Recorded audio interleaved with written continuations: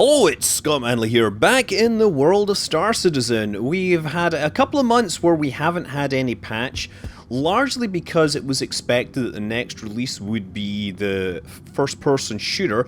That has not happened for various complicated reasons, which I might talk about.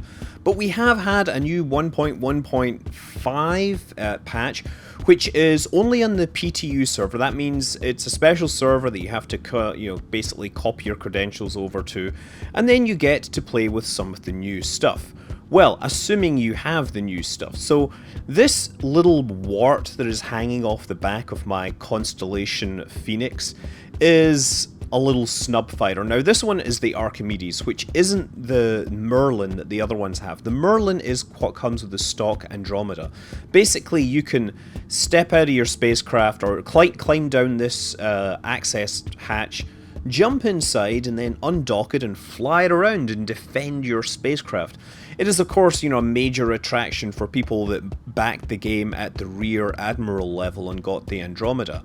Well, that spacecraft is now flyable in the game. The rest of the spacecraft, the rest of this giant thing is not yet flyable because multi-crew stuff is still very much hacked together, let's say. They do have multi-crew in the form of being able to jump in the backseat of a spacecraft and fire the guns, but beyond that you're not going to have anything else right now.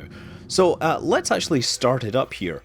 Now the menus have all changed a little. We now have electronic access, which gives you access to Arena Commander and Star Marine. Star Marine first person shooter, well, it's having a troubled development, let's say. I remember back in April people were insisting it would be out by the end of the month. Obviously that hasn't happened. And the developers have been telling us that there have been problems with the netcode, with the animations, with all sorts of things, and that is the least amount of drama that we have seen since then. Okay, let's see what we've got here. I'm gonna try and switch to external view right away by pressing the insert key, and everything is super dark. Well, there we go, there's my spacecraft, so you can actually see what it looks like. There's me in there with my little cockpit crew thing or whatever. Looking out, well, what have we got sitting around here? We got these little wings on this. We've got laser cannons, M438 and laser cannons. And nothing else. Okay. And these are very, very unimpressive. Okay. Well, let's start flying it around and see how fast it flies then. There are the landing pads, which we will make a beeline for. Yeah, accelerates to 240. I'm not actually sure if that's good or bad now, because another thing that has happened is all of the spacecraft have had their thruster strengths and top speeds rebalanced. Certainly it seems that slowing down is actually quite slow here. Let me just see here. Ooh. That's the wings folding up. Look, if I look out on the outside, the wings have folded up for landing. Request land granted. Oh, request a land granted. Achieved. Okay, let's see if I can get out. There's the top comes off and I get out of this whole little thing. Not bad. So if you have the Andromeda class constellation rather than the variants, then you will get one of these sitting in the hangar so you can actually walk around it. Everyone else that has a Constellation variant will have this spacecraft flyable in the arenas, but they won't have it in the hangar. So if you want to see it, you have to basically take it to a landing pad in the arena and take a close look at it. Look at the maneuvering thrusters out here. I mean, actually, it does look like a nice little design here. Not sure how viable it is. Once again, you get these big engines at the back, which make very little sense given the way the spacecraft fly. But it is all about the rule of cool, isn't it, right? We're not really living in a world where the physics are actually truly accurate for this thing. Okay, let's get back inside. Oh, here, is it here? Ooh, very nice. You just kind of climb over the top there, grab the handhold, which pops out. The animated engineering on this stuff is really pretty good. I mean, Star Citizen does excel at that. There we go, so let's try watching the launch from this point of view. Now is it going to fold these down? Yeah, excellent. Nice work. So I can turn the camera around to see the other angles in this spacecraft, huh? And apparently we have got a wormhole forming on that landing pad there. I'm presuming that is just some sort of reflection that I can't see very well. Not bad. Whoa, yeah, look at those engines work. Whoa, yeah, so all the spacecraft have had their engines rebalanced. This is not the only one. I find that it seems to turn much better when you go cockpit up, as opposed to, say, if you throttle down. Watch how long it takes to go. It takes a lot longer to slow down. Like, let's get inside and just see how this thing accelerates in various directions, right? So if you look on the left side of the heads-up display, there's like a 3-axis accelerometer there. And you can see that in the vertical I'm doing about 6.8 Gs. That's decent performance, but I don't know how it compares to the other spacecraft. Whereas lateral thrust is only 3.4, so this is flying much more like an aircraft. They've made this a lot more like Elite Dangerous. Going forwards, 6.8. Going in reverse, 2.5. So they've balanced this thing out a lot to perhaps make roll far more significant. And this should actually be a huge advantage for players that are flying with the appropriate control systems that can actually trigger the roll into the maneuver, right? No problem here. Yeah, previously the spacecraft, it was much more advantageous to try to yaw everywhere because you would have better G-force tolerance in the lateral directions. Now, with this spacecraft, that appears to have been rebalanced, and that should change the combat dynamic quite a bit. Of course, I still have 20 G acceleration with the afterburners on. The fuel, on the other hand, with this thing does not regenerate, I'm informed, because they're designed to refuel on their constellations by returning to base. So there, again, lateral thrust, 10 Gs. 10 Gs in that direction. Going straight up. 20 Gs straight up. And, of course, if I do that down, instant red out. Oof. Let's try taking this into a battle.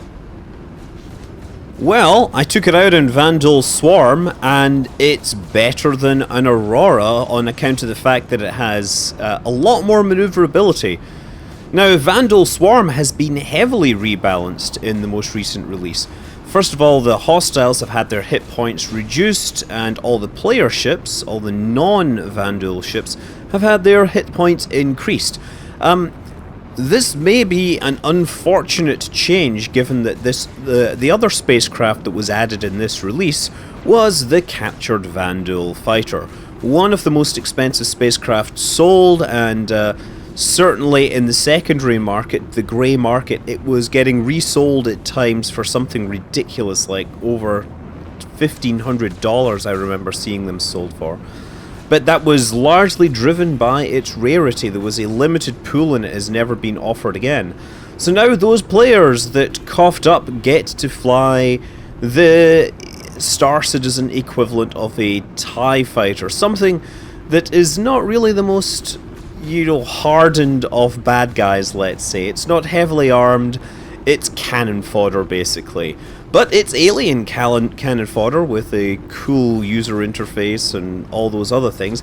I cannot show you one because I don't have access to one at this time. But this other Vanduul that I'm shooting at right now, man, you can tell that I'm a little bit rusty. Actually, I'm a lot rusty. We're 15 minutes in and I'm still on wave 2. At least I still haven't died. I think just the weak weapon system makes me have to work pretty hard to hit those targets, and then you've got to hold it on target. There we go, it's flying in a straight line for me.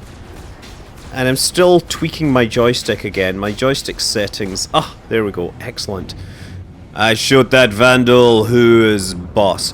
Okay, so this once again has dubious visibility, it has lousy visibility looking down, which, with the rebalance of the thruster strength, is what I found out was that or what my experience was, that because of the change in the thrusters, I was now primarily tracking the targets through pitching, right? Because that's where you have the greatest acceleration and therefore the greatest effective turn rate.